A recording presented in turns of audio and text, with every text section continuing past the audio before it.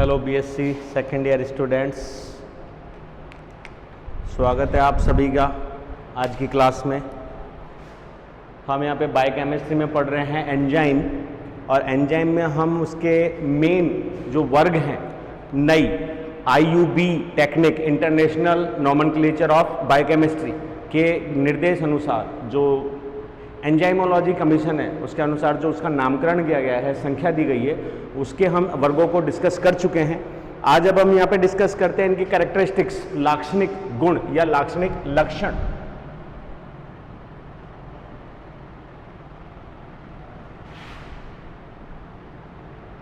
Paper second plant,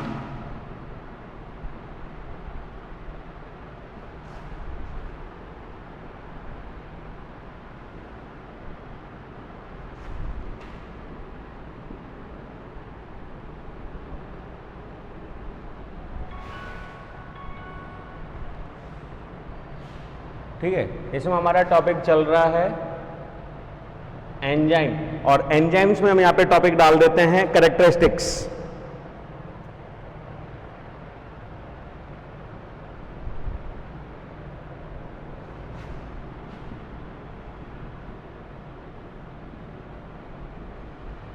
लक्षण या लाक्षणिक गुणों की अगर अपन बात करें तो हम ये कह सकते हैं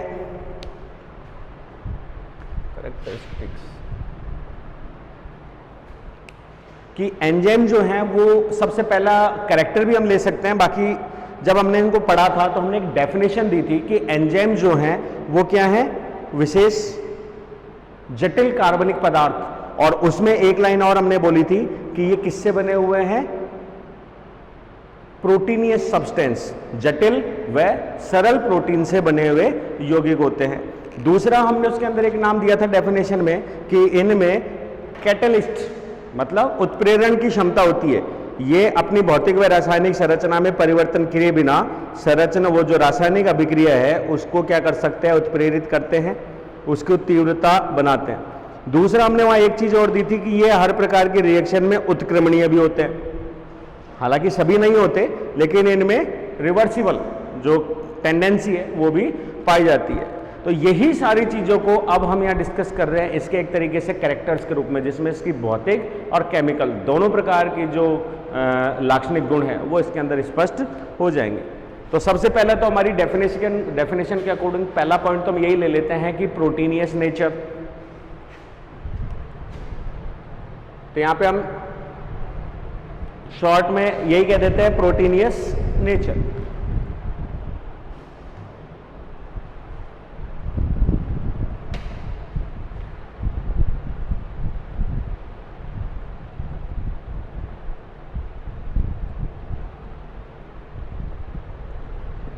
प्रोटीनियस नेचर के लिए हम ये कह सकते हैं, हिंदी में लिखें तो प्रोटीनी प्रकृति। इनकी प्रकृति कैसी है, प्रोटीन।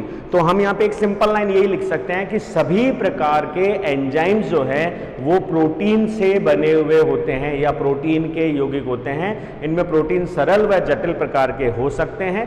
सरल और जटिल का मतलब अगर अपन कहें तो सरल का मतलब सिंपल प्रोटीन्स, ग्लोबुलर प्रोटीन्स, और जटिल की अगर अपन बात करें तो उसके अंदर हम यूज में ले सकते हैं कॉम्प्लेक्स जो कॉन्जुगेट थे मतलब संयुक्त, तथा हम उसमें ड्राइव्ड जो कि व्युत्पन्न प्रकार के थे उन प्रोटीन्स को भी क्या कर सकते हैं, इसमें ऐड कर सकते हैं। ठीक है, वो सारे, जैसे कि हम फेरिडॉक्सिन की अगर अपन बात कर रहे हैं तो वो व्युत्पन्न के अंदर आएगा, और सरल प्रोटीन्स की हम बात कर रहे हैं तो उसके अंदर सारे प्रकार के प्रोटीन जो हैं, जिसमें हम कोई से भी एग्जाम्स की बात करें सामान्यतः तो वो सारे के सारे सरल प्रोटीन्स के रूप में यहाँ पे पाए जाते हैं। उसके अलावा इनके अंदर कई बार प्रोटीन जो है वो एकल यूनिट से मिलकर बना हुआ होता है, और मेनी मोर प्रोटीन्स ऐसे हैं जो अनेक यूनिट से मिलकर बने होते हैं। ठीक है, तो दोनों की टेंडेंसी भी अलग है, वर्किंग एबिलिटी भी अलग है। तो यहाँ पे अगर अपन वर्किंग एबिलिटी की बात करें तो प्रोटीन के ही हैं, लेकिन इनके अंदर कुछ ऐसे समूह होते हैं जो आसानी से रिमूव हो सकते हैं, और उन समूहों के जुड़ने से या उन समूहों के हटने से एंजाइम की सक्रियता पे प्रभाव पड़ता है। क्लियर है, उनको हम प्रोस्थेटिक ग्रुप्स कहते हैं, और ये प्रोस्थेटिक ग्रुप्स जो है वो प्रोटीनियस और नॉन प्रोटीनियस प्रकार के हो सकते हैं। तो कुल मिला के हम यहाँ पे यही लिख सकते हैं कि हाँ, सभी प्रोटीन जो है वो जो सभी एंजाइम्स हैं वो प्रोटीन होते हैं। हाँ, सभी प्रोटीन्स एंजाइम नहीं होते, ये हमको ध्यान रखना चाहिए। सभी एंजाइम्स प्रोटीन से बने यौगिक होते हैं।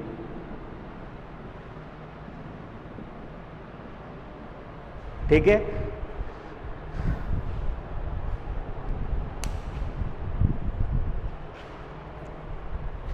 बाकी लिखने की जरूरत नहीं है, मैंने आपको समझा दिया।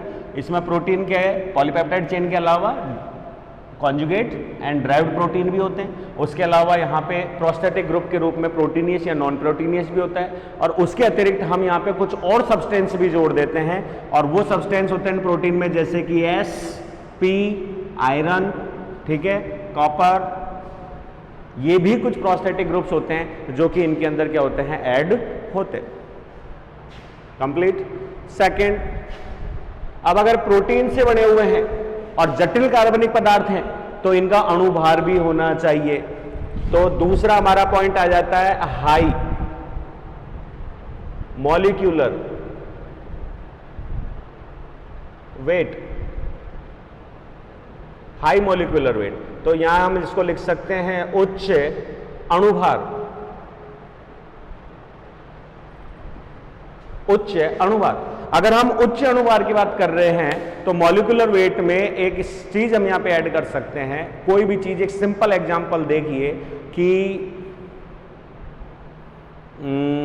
हाँ, ये एक एग्जांपल है, जैसे कि ये मेरा जो हाथ है सिंपल पोजीशन पे, ये हम मान लेते हैं एंजाइम, ठीक है, और वहीं इसको हम मान लेते हैं सबस्ट्रेट। तो ऐसे में यहां इसकी साइज जो है, बंधन कैपेसिटी, वो इस जग की तुलना में क्या है, कम। ठीक है, तो ऐसे में जब ये इससे बॉन्डिंग करेगा तो एक तरीके से इसको पकड़ना आसान नहीं होगा। बाइंडिंग साइड जो है वो कैसी रहेगी, वीक। और बाइंडिंग साइड वीक होने की वजह से इसकी जो कैटलिस्ट पोजीशन है या कैटलिस्ट आयत है वो भी क्या हो जाती है, वीक। तो ऐसे में क्रियाधर के ऊपर रिएक्शन करना आसान नहीं होता। ठीक है, और वहीं एक एग्जाम्पल हम ले लेते हैं इसके लिए, पेन। इसकी तुलना में मेरा जो हाथ है वो काफी ज्यादा अणुभार वाला है, तो आसानी से इसके ऊपर क्या हो जाती है, बाइंडिंग हो जाती है। और बाइंडिंग होने के फलस्वरूप हम इसमें आसानी से कैटलिस्ट कर सकते हैं, और ये हो गया प्रोडक्ट। हमने इसके अंदर दोनों चीजों को क्या कर दिया, बॉन्ड से क्लीवेज कर दिया। तो हम इसमें जोड़ भी सकते हैं और तोड़ भी सकते हैं, रिवर्सिबल हो गई। तो ऐसे में यहां केवल अणुभार की जो तुलना आपसे की जा रही है उसका केवल इतना सा महत्व है कि एंजाइम जो है वो उच्च अणुभार वाले होते हैं, और उच्च अणुभार की वजह से ये सबस्ट्रेट पे आसानी से बॉन्डिंग भी कर सकते हैं और उस पर आसानी से कैटलिस्ट रिएक्शन भी कर सकते हैं। ठीक है,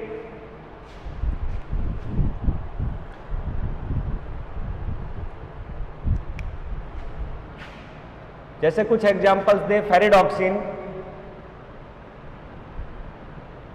इनमें मॉलिक्यूलर वेट काफी कम है, लगभग 11,000 के आसपास, 11,500। ठीक है, वही एक एग्जांपल अपन ले लेते हैं पेरोक्सीडेज। पेरोक्सीडेज की हम बात करें तो इसका लगभग मॉलिक्यूलर वेट आ रहा है 40,000। ठीक है, फिर हम यहाँ पे एक एंजाइम एक और ऐड करें, कौन सा, लाइक कैटलेज, यूरिएज, पेप्सिनेज, कैटलेज। इसका मॉलिक्यूलर वेट जो है वो इससे काफी ज्यादा है, लगभग 2.5 लाख। ठीक है, वही एक एग्जांपल अपन यूज में ले रहे हैं, यूरिएज, जो सबसे पहले क्रिस्टल फॉर्म में प्राप्त किया गया बाय सुमर। तो यूरिएज की हम बात करें तो यह है लगभग 4,82,000।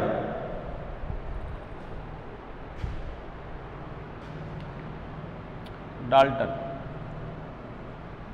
तो वेरिएशंस हमको मिल गई, तो हमको कई वेरिएशंस यहां पे मिल गई। इसका मतलब मॉलिक्यूलर वेट जो है इनकी रिएक्शन एबिलिटी को भी दर्शा रहा है। ठीक है, दूसरा उसकी साइज या मॉलिक्यूलर वेट को भी दर्शा रहा है। जितनी जटिल और जितनी ज्यादा मॉलिक्यूलर वो होगी, क्या बोलते हैं, पॉलीपेप्टाइड श्रृंखला, उतना ज्यादा क्या होगा, मॉलिक्यूलर वेट। नेक्स्ट अणुभार के बाद हम यहाँ पे यूज में ले सकते हैं इसकी कोलाइडी नेचर, क्योंकि कोलाइडी नेचर का अणुभार से डायरेक्ट संबंध होता है।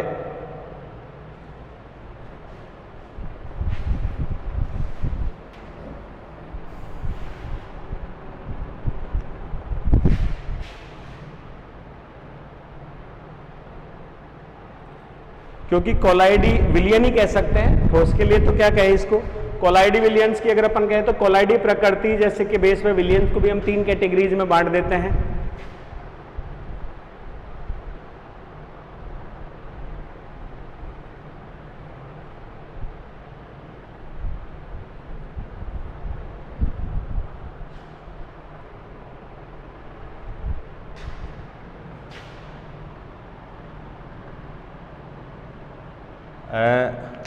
इसमें हम इतना लिख सकते हैं कि एंजाइम जो है वो कोलाइडियल प्रकृति के होते हैं, क्योंकि इनका अणुभार क्या है, उच्च अणुभार, उच्च और लिखिए उच्च अणुभार युक्त एंजाइम्स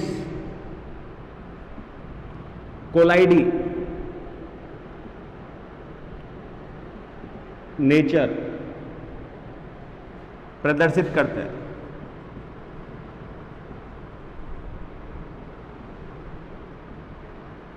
कोलाइडियल नेचर प्रदर्शित करते हैं। एक्चुअली में यहाँ पे कोलाइडियल नेचर की अगर अपन बात करें तो कोलाइडी विलियन में तो अगर अपन अणुओं की संरचना की बात करें तो लगभग 1 to 1000 नैनोमीटर तक इसकी साइज हो सकती है। तो ये तो उनकी डिपेंडेंसी के ऊपर या उसके अणुभार के ऊपर डिपेंड करता है कि वो विलियन कोलाइडी है कि नहीं है। तो हम इतनी ज्यादा उसमें नहीं पहुंच गए, हम तो केवल ये कह रहे हैं कि एंजाइम जो है उनका अणुभार ज्यादा है और वो कोलाइडी नेचर प्रदर्शित करते हैं, और ये कोलाइडी नेचर ही जो है वो उनमें एक तरीके से उच्च बंधन क्षेत्रफल प्रोवाइड कराता है, उपलब्ध करवाता है, उपलब्ध करवाता है। क्लियर है? एक चीज ध्यान रखना, ये यहां जो टॉपिक हम पढ़ रहे हैं इनके कैरेक्टर्स लक्षणों के, यही चीज एक तरीके से एंजाइम सबस्ट्रेट रिएक्शन मैकेनिज्म जो है उसको इफेक्ट होने वाले कारकों में भी काम आएंगे। तो ये हमारे दोनों में काम आ जाएंगे, इसलिए इस चीज को आप ध्यान रखिएगा। ठीक है, तो ये बंधन क्षेत्रफल प्रोवाइड करवाते हैं, ये सबसे बड़ी चीज। जैसे मैंने एग्जांपल दिया कि मेरे इस एंजाइम में जो जग है उसका बंधन क्षेत्रफल कम है और यहां इस पेन जो है इसका बंधन क्षेत्रफल ज्यादा है, और वहीं अगर अपन डस्टर यूज में ले रहे हैं तो इसका बंधन क्षेत्रफल उसकी तुलना में ज्यादा है लेकिन पेन की तुलना में क्या है, कम। तो ये कोलाइडी विलियन के रूप में डिपेंड करता है। प्लस जस्ट हमने अभी अभी क्या देखा, मॉलिक्यूलर वेट, तो मॉलिक्यूलर वेट भी कोलाइडी विलियन पे मतलब बंधन क्षेत्रफल को प्रोवाइड करवाता है। जितना ज्यादा अणुभार है उतना ही ज्यादा जो है वो क्षेत्रफल प्राप्त होगा। अगला पॉइंट हम यहां पे ले सकते हैं एम्फोटेरिक उभयधर्मिता या उभयधर्मी नेचर।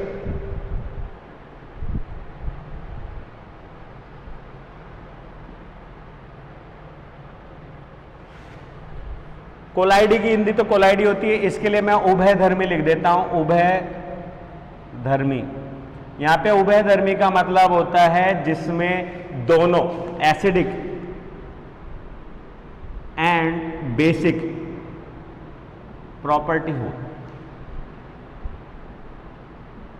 ठीक है, जिसमें बेसिक और एसिडिक दोनों प्रकार की प्रॉपर्टीज होती हैं, उनको हम उभयधर्मी कह सकते हैं। तो यहां पे एक सबसे बड़ी चीज अगर मैं आपको बोलूं तो ये किससे बने हुए हैं, प्रोटीन से, और प्रोटीन किससे बना हुआ है, अमाइनो एसिड से। और अमाइनो एसिड का मूलानुपाती सूत्र क्या है, COOH NH2, और ये प्रतिस्थापित समूह और ये होगी उसकी वैलेंसी।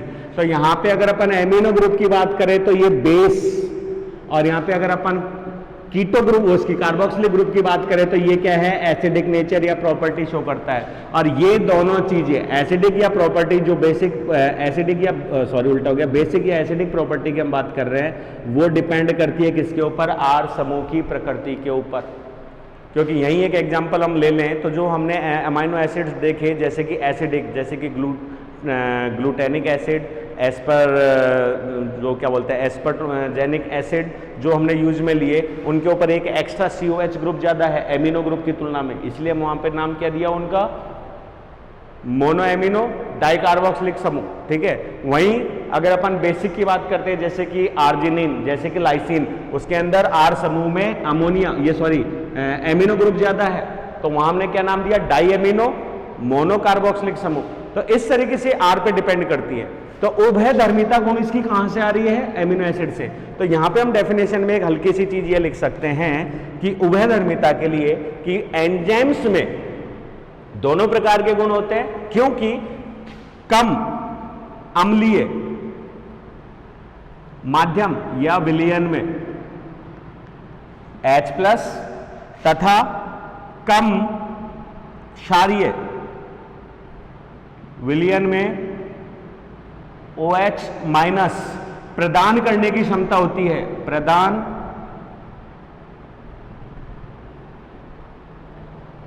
करने वाले क्या होते हैं, इनमें ग्रुप्स उपस्थित होते हैं। इस वजह से इनको एम्फीटेरिक नेचर प्रोवाइड करवाते हैं। क्लियर है। और ये एक तरीके से एंजाइम की प्रकृति के लिए, रिएक्शन के लिए, उसके अस्तित्व के लिए बहुत बड़ा नेचर है कि ये दोनों प्रकार के विलयन में जो है वो स्थायित्व बना सकते हैं। ठीक है,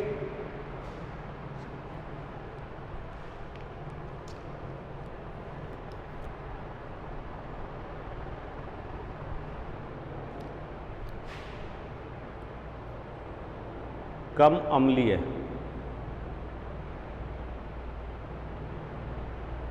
उल्टा हो गया, थोड़ा सा उल्टा हो गया, कम अम्लीय विलयन में OH उल्टा हो गया और कम क्षारीय के अंदर H। भाई कम क्षारीय में H देगा तभी तो क्या बोलते हैं एसिडिक नेचर बढ़ेगी, और या कम अम्लीय के अंदर OH बढ़ाएगा तो बेसिक नेचर जो है उसकी बढ़ेगी। प्रदान करने वाले ग्रुप्स इसके अंदर उपस्थित होते हैं। नेक्स्ट हम यहां पे ले सकते हैं इसकी एक तरीके से, जब ये सारी चीजें हो गई तो कैटलिस्ट नेचर। कैटलिस्ट का मतलब हो गया उत्प्रेरक। तो हाँ, हम कह सकते हैं कि एंजाइम्स में उत्प्रेरक गुण होता है। ये किसी भी रिएक्शन को दोनों दिशाओं में उत्प्रेरित करने का कार्य करता है। एक्चुअली में ये उत्प्रेरण है क्या, उत्प्रेरण को समझें तो किसी भी रिएक्शन, वह रिएक्शन जिसमें ऊष्मा निकलती हो, चाहे वो रिएक्शन जिसमें ऊष्मा ग्रहण की जा सकी हो। क्लियर है, दोनों तरफ का, ऊष्मा शोषी और ऊष्मा क्षेपीय अभिक्रियाएं। तो चाहे कोई भी रिएक्शन हो, उसको इनिशिएट होने के लिए कुछ मात्रा में एक एनर्जी की जरूरत होती है, हाई एनर्जी ट्रांसफर की जरूरत होती है जो उसे इनिशिएट करती है, और इसी को उसकी एक्टिवेशन एनर्जी कहते हैं या ऊष्मा कहते हैं। तो उस ऊष्मा के बेस पे वो रिएक्शन आगे चलती है। वहीं अगर अपन एंजाइम्स की बात करते हैं तो एंजाइम जो है उस विशिष्ट ऊष्मा को या एक्टिवेशन एनर्जी को क्या कर देता है, लो कर देता है, और कम एनर्जी पे रिएक्शन को बढ़ा देता है। यही कारण है कि वहां पे रिएक्शन कम ऊष्मा में ज्यादा तेजी से हो जाती है और ज्यादा सुगराई तरीके से कंप्लीट हो जाती है। इसी को ही हम एंजाइम की कैटलिस्ट प्रॉपर्टी कहते हैं। जब हम कम लागत से ज्यादा प्रोडक्ट बना सकते हैं तो उसी को तो हम कैटलिस्ट उत्प्रेरण कहेंगे। ठीक है, तो वही चीज किस में आ रही है, एंजाइम्स में। तो पांचवा पॉइंट हमारा क्या हो गया, कैटलिस्ट या कैटलिक नेचर। कैटलिक के लिए हम क्या कह सकते हैं, उत्प्रेरक। ठीक है, तो उत्प्रेरक इसके अंदर है। ठीक है, अब यहां पे हमारा एक पॉइंट आता है उत्प्रेरक में ही, that is turnover number. Enzyme turnover number. Turnover का मतलब अगर अपन कहें तो लास्ट में, जैसे हम सामान्य कॉमर्स के लिए भी यूज में ले लेते हैं, जैसे हमारा टर्नओवर क्या है, उत्पादन क्षमता क्या है किसी भी यूनिट की, महीने की, हफ्ते की या पूरे साल की जो प्रोडक्टिविटी है उसको हम बोलते हैं टर्नओवर। इसी चीज को हम जैसे खेती में या फसलों में बोलते हैं ईल्ड। ईल्ड का मतलब पैदावार, कि 1 एकड़ इकाई की क्षेत्रफल में कितना पैदावार मिला और उसमें क्या लागत लगी। तो उसी चीज को हम यहाँ पे क्या बोल रहे हैं, एंजाइम टर्नओवर। तो इस एंजाइम टर्नओवर को एक डेफिनेशन से अगर अपन समझाए तो ये कह सकते हैं कि एक इकाई मास ऑफ सबस्ट्रेट, क्रियाधर, जिसको हम माइक्रोमोल के अंदर या जिस भी क्वांटिटी में यूज में ले रहे हैं, तो किसी फिक्स इकाई सबस्ट्रेट, ठीक है, उसमें हम क्या कर रहे हैं, पर्टिकुलर इकाई तापमान और समय में किसी एंजाइम द्वारा प्रोडक्ट में बदलने की जो क्षमता है या जो गति है, वो उस एंजाइम की क्या कहलाती है, टर्नओवर कैपेसिटी कहलाती है। जैसे यहाँ पे कुछ एग्जांपल्स टर्नओवर कैपेसिटी के अपन ले, तो हम यहाँ पे ले सकते हैं जैसे कि कैटलेज, सुक्रेज।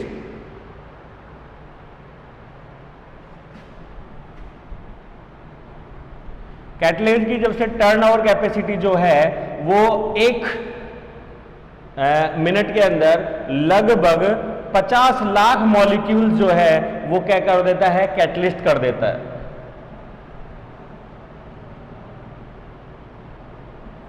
ठीक है, वहीं अगर अपन सुक्रेज की बात करें तो इसकी कैपेसिटी भी लगभग 5 मिलियन ही है।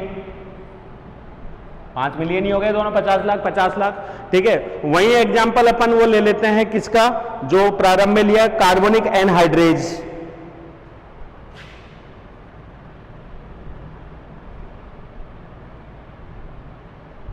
कार्बोनिक एनहाइड्रेज, उसका लगभग जो टर्नओवर है वो है 36 मिलियन।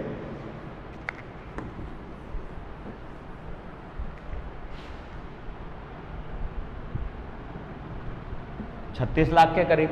तो यहां क्लियरली हमको दिख रहा है, ये हो गया 5 मिलियन, ये हो गया 5 मिलियन, ये हो गया 36 मिलियन। तो यहां पे क्लियरिटी हमको साफ दिख रही है कि दोनों में से रिएक्शन रेट किसकी ज्यादा है, या कैटलिस्ट रेट जो है टर्नओवर के अकॉर्डिंग हम किसी एंजाइम की सक्रियता को निर्देशित कर सकते हैं। तो एंजाइम्स में सक्रियता है, उत्प्रेरक गुण है, बस ये हमारे लिए काफी है भौतिक कैरेक्टर्स में कि हाँ कोई एंजाइम जो है उसमें उत्प्रेरक का गुण होता है, कोई दिक्कत नहीं है। ये कुछ एक्स्ट्रा हो गया जिसमें हम कह सकते हैं कि हाँ हम उसके टर्नओवर के अनुसार एंजाइम्स की कैटेगरी डिसाइड कर सकते हैं। ठीक है, नेक्स्ट यहां पे हम यूज में ले रहे हैं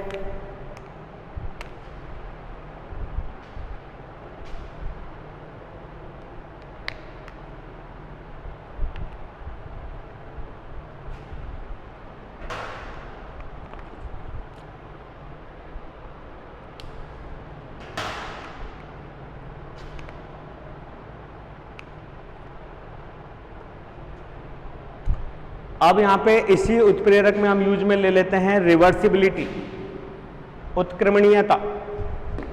6th पॉइंट रिवर्सिबिलिटी।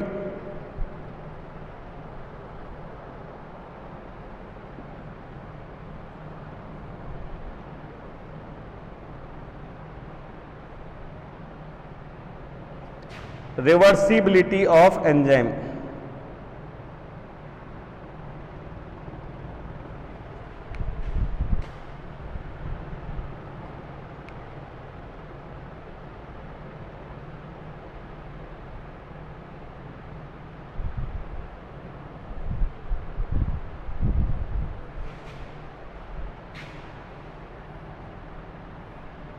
ठीक है, इसको हम बोल सकते हैं उत्क्रमणीयता।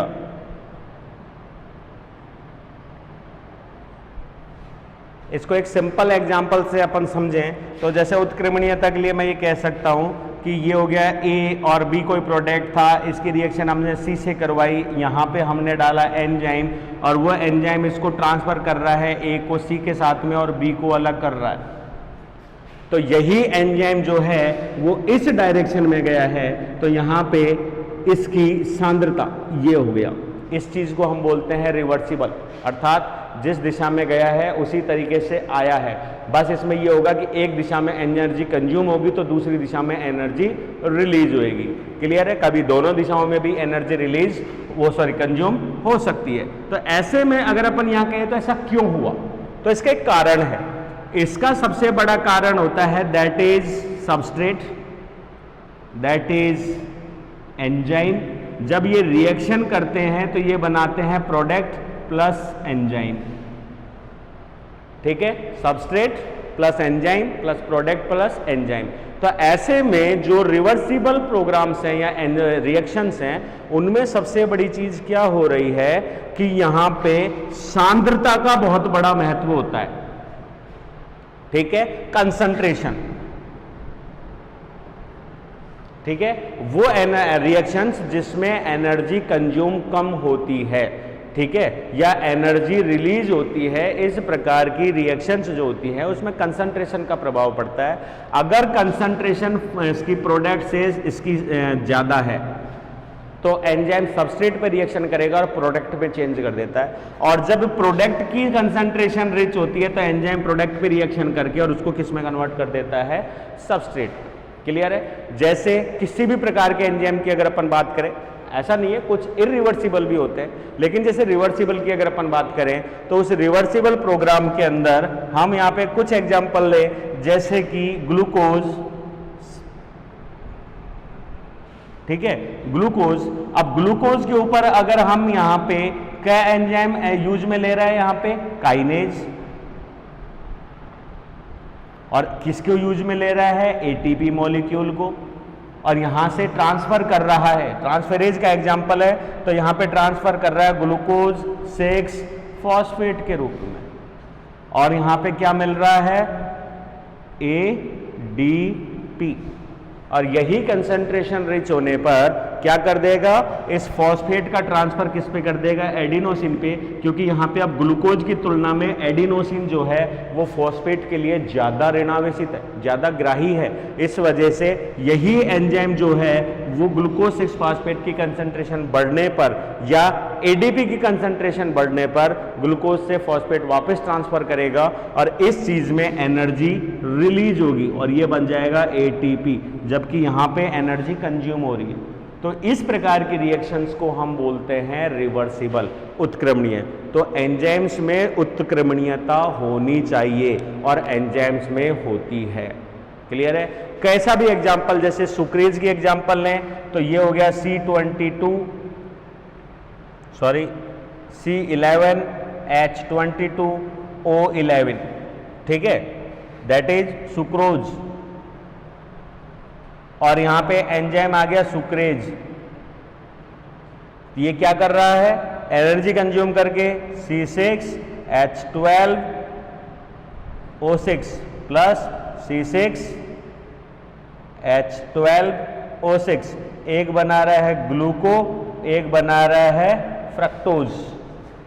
ठीक है? और यही चीज दोनों के दोनों वापस जुड़कर, तो यहां क्या आ रहा है? एक वाटर मॉलिक्यूल हमको चाहिए, तो एक तरीके से हाइड्रोलाइज का एग्जाम्पल है। ठीक है? तो सुक्रेज हो गया, एल्डेज हो गया, ये सारे सारे सेम है। तो यहाँ पे वाटर मॉलिक्यूल का अपघटन हो रहा है और हाइड्रोजन ऑक्सीजन ऐड हो रही है। उसी तरीके से इनकी कंसंट्रेशन बढ़ने पर जब इनका संगठन होता है वापस कार्बोहाइड्रेट के क्या बोलते हैं मोनोसैकेराइड्स का, और जो ही ओलिगोसैकेराइड्स बनते हैं वाटर मॉलिक्यूल का लॉस होता है और लॉस होकर किस में कन्वर्ट हो जाते हैं? सुक्रोज में। आगे आए तो ये रिएक्शन भी कैसी हो गई? तो हम इसको यूं ले जाके यूं ला रहे हैं, जिसकी जगह हम क्या करेंगे? ये लेके गए और ये लेके आ गए। हो सकता है दोनों में से एक रिएक्शन ऊष्माक्षेपी हो, दूसरी ऊष्माशोषी हो, एनर्जेटिक। तो ये हो गई सारी चीज। तो इस चीज को हम बोल सकते हैं रिवर्सिबल, कि हाँ एंजाइम्स में जो है वो रिवर्सिबल गुण होता है। तो अब कोई सा भी एग्जांपल ले सकते हैं आप। अल्कोहल डिहाइड्रोजनेज का ले लीजिए, उसमें अल्कोहल को या तो कीटो में या एल्डिहाइड ग्रुप में तोड़ेगा। उसी प्रकार से आप कीटो में अगर हाइड्रोजन ऐड करते हैं तो वो अल्कोहल बन गया, अगर आप एल्डिहाइड में हाइड्रोजन जोड़ते हैं तो वो अल्कोहल बन गया। तो दैट इज रिवर्सिबल। इसके लिए हम फोटोसिंथेसिस, रेस्पायरेशन, ये दोनों की जो रिएक्शंस है, केल्विन साइकिल्स हो गई, ग्लाइकोलाइसिस हो गई, क्रेब्स साइकिल हो गई, पेंटोज फॉस्फेट पाथवे हो गया, इनको हम ढंग से देख ले तो ये 6 के 6 वर्ग के जो एंजाइम्स हैं वो हमको उसके अंदर देखने को मिल जाते हैं। तो आसानी से हमको एग्जांपल्स मिल जाएंगे।